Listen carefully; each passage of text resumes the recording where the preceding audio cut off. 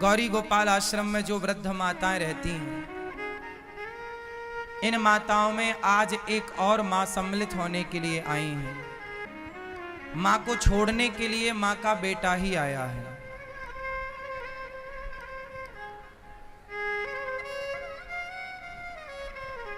कहां से आई हो मेरी मां? मैं कलकत्ता वेस्ट बंगाल से आई हूँ। तो आप के घर में कौन कौन है? बस एक ही बेटा है, एक बहू है, एक पोती है। तो एक बेटा है, फिर बेटा के होते हुए यहाँ क्यों आना पड़ा? क्या करो, बेटा को भी जिंदगी, मेरा को भी जिंदगी बहू ने एकदम नरक बना दिया प्रभु जी। तो आपको यहाँ छोड़ने कौन आया है? छोड़ने तो मैं तो पहले एक हफ्ता पहले मैं आई थी, फिर आप लोग का आदेश के अनुसार बेटा को भी जाके बोला जो देखो चलो हमको वहाँ ठिकाना लगा दो, गुरुजी के चरण में बाकी दिन हम मेरा को बिताने दो, तुम जाओगी तो मेरा को रख लेंगे। तो बात कराओ बेटे से। क्या नाम है आपका? मेरा नाम गौतम भट्टाचार्य जी है। तो आप गौतम जी हैं? हाँ जी। तो आप अपनी माँ को लेके वृद्धाश्रम क्यों लाए हैं? क्यों सेवा नहीं करते अपनी माँ की?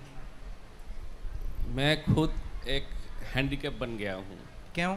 मेरा पिछले 2 साल पहले हार्ट अटैक हुआ था, फिर उसमें 5 स्टेन बैठा है। अच्छा। मेरा पेट के अंदर 32 स्टिचेस है। ठीक है। मेरा स्पॉन्डिलाइटिस है, तो मैं आधा ही खुद बीमार हूँ, तो मैं अपने माँ का ख्याल नहीं रख पा रहा हूँ। मैं फिनेंशियली पत्नी कहाँ है आपकी? पत्नी मेरे साथ है लेकिन पत्नी के साथ मेरा माँ का 36 का आंकड़ा हो गया है। तो माँ का और पत्नी का 36 आंकड़ा है, तो वृद्धाश्रम में अपनी पत्नी को लेकर आते कि तुम जाओ वृद्धाश्रम, हम तो माँ के साथ रहेंगे।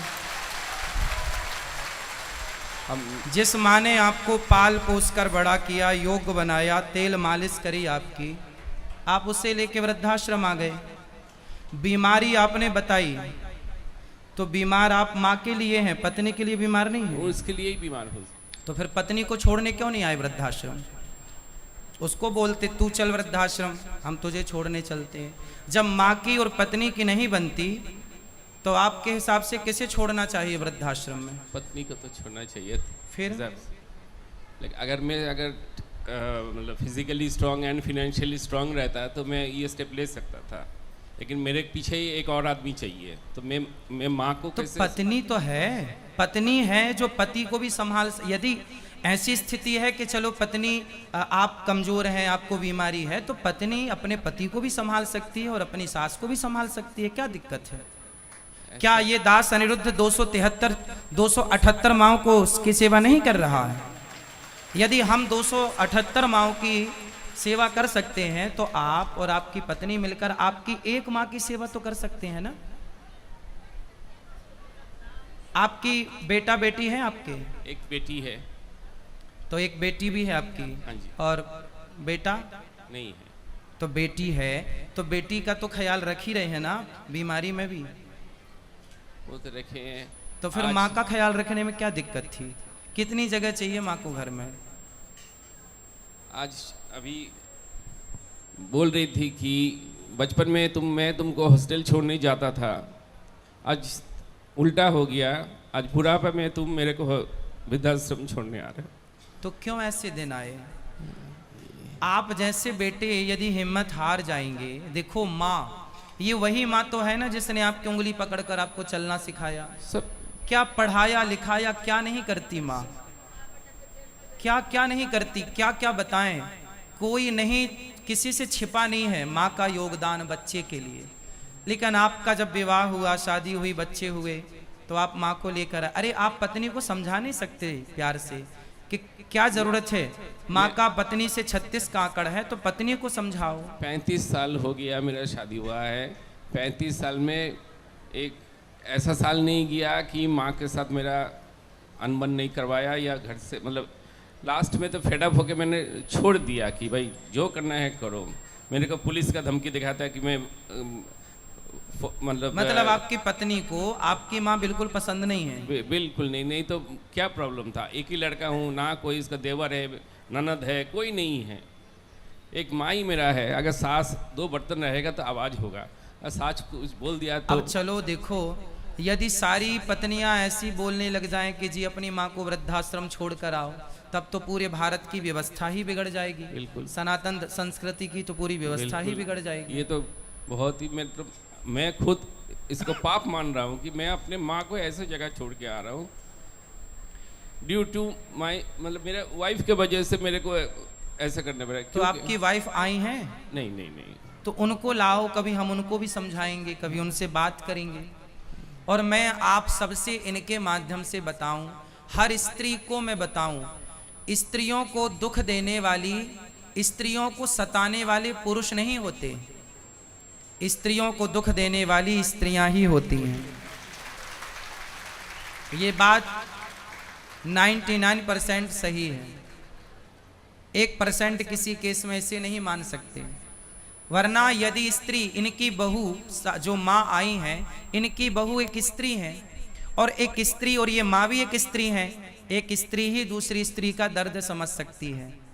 लेकिन नहीं, जिद पकड़ ली। देखो, तो आपकी पत्नी ने जिद कर ली कि आप छोड़ के आओ। बोला कि तुम्हारा मम्मी का जो भी जिम्मेदारी तुम करोगे, मैं कुछ नहीं करने बोलना है ना, मैं उनका मतलब कुछ करूंगा। हाँ, तो आप कर लेते ना, आप माँ की जिम्मेदारी पूरी कर लो, आपको क्या दिक्कत है? पत्नी ना करे, पत्नी ना दे पानी, ना दे रोटी, आप करो ना।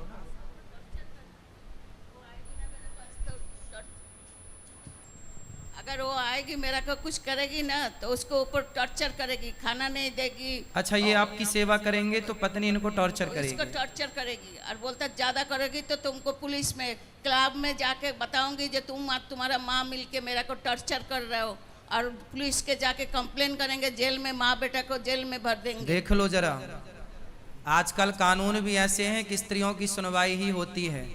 वो कुछ कहेंगे तो ये माँ बेटे जेल चले जाएंगे। बोलती रहती। इसलिए कानून अंधा है। अब आप ही बताइए कि इस माँ को न्याय कौन देगा? ये कानून देगा, ये बेटा देगा, या इनकी बहू देगी, या समाज देगा? कोई नहीं देता।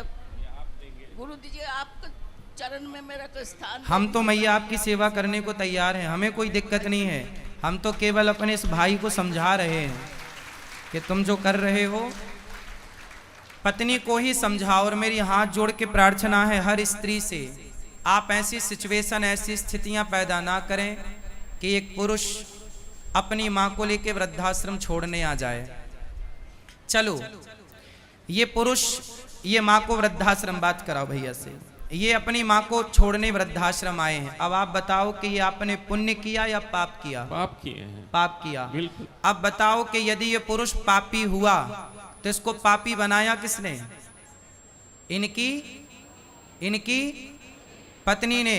जबकि पत्नी पारक्षणे धातु से पत्नी बनती है। कहते हैं जो पत्नी अपने पति को पतन से बचाए, पाप से बचाए, उसका नाम पत्नी है। जिस पत्नी के कारण पाप करना पड़े, ऐसी पत्नी से भगवान बचाएं। ऐसी पत्नी से भगवान बचाएं। ऐसी पत्नियां होनी चाहिए जैसी आपकी हैं। चाहोगे 7 जन्म का वादा किया है? बिल्कुल नहीं। हाँ, बिल्कुल नहीं। 7 जन्म का वादा नहीं किया? 7 जन्म का वादा किया था, लेकिन ऐसा पत्नी एक जन्म में ही मेरे को हड्डियों में, मतलब क्या बोलते हैं, दुब्बो हमारा बंगाली में बोलते हैं, ये जी, दुब्बा उगा दिया जी। तो 7 जन्म में कभी भी मैं ऐसा वाइफ नहीं चाहूंगी। तो 7 जन्म की कोटा उसने 1 जन्म में पूरा एक करेगा। जन्म में। इसलिए ऐसी पत्नी किसी को ना मिले।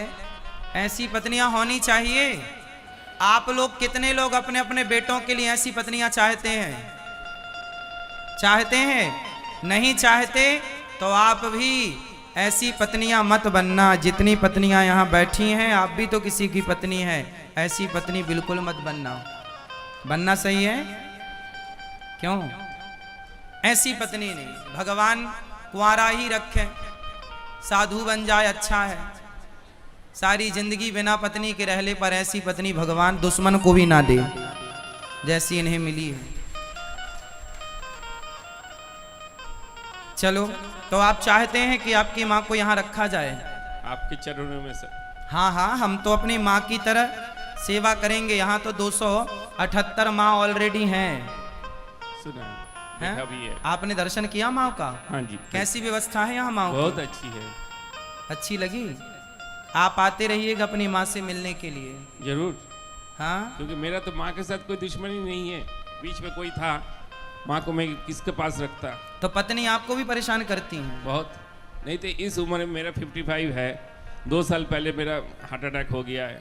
मैं कोई मतलब ऐब मेरे में कुछ नहीं है। मैं काम में जाता हूँ, काम करके तो घर में आपने रहता कभी हूँ। प्यार से अपनी पत्नी को समझाया नहीं कि भाग्यवान तुम 35 क्या साल कर हो रहे गए, हो? 35 साल में कितना बार समझाऊंगा, नहीं समझी। नहीं समझी, इसलिए तो आज ये दिन देखने पड़ा।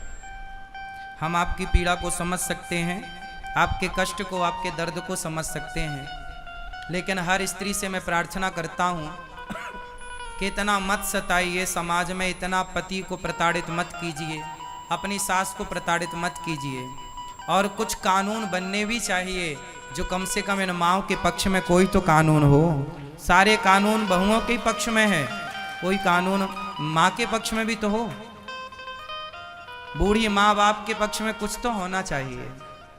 मुझे कानून का कोई ज्ञान नहीं है, परंतु आपसे सबसे मेरी प्रार्थना है, अपनी अपनी माँ का पूरा पूरा ख्याल रखिएगा।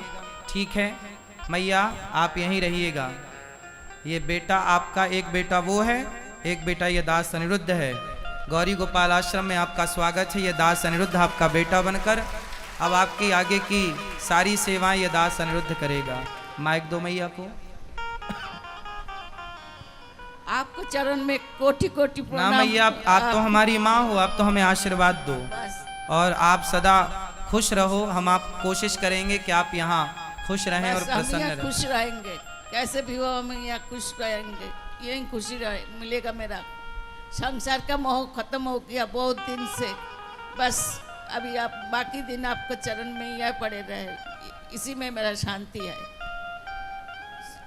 बस आप खुश रहें। आप सबकी खुशी के लिए देखिए, ये गौरी गोपाल आश्रम 278 माताओं को गौरी गोपाल भगवान ने अपने हृदय से लगाया है। ये सारी ऐसी माताएं बेसहारा माएँ, जब अपने साथ नहीं देते तो आप लोग जो सहयोग करते हैं उसी साथ से न माँओं की सेवा होती है। इसलिए आपसे प्रार्थना है कि गौरी गोपाल आश्रम में जो सेवाएं चल रही हैं वो सराहनीय है या नहीं, आप ही बताइए।